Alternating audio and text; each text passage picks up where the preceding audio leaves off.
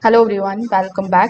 In today's video, I'm going to show you exactly how to fix the Samsung TV with a black screen. So if your TV turns on but it shows no picture, it stays completely dark like this and it only plays sound without video. These troubleshooting steps can help you figure out what's actually causing the problem. So the very first thing that you need to do here is to simply unplug your Samsung TV directly from the wall outlet.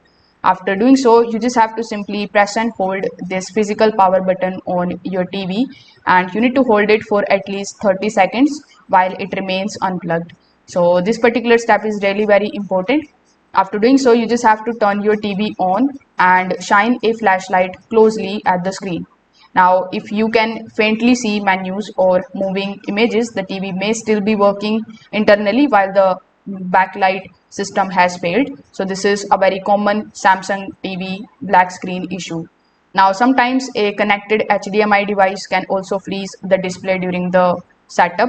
So you need to make sure that if you are using any kind of connected devices like streaming docks or gaming consoles or soundbars, you just have to simply remove them, and then you need to test your TV again with nothing connected except the power.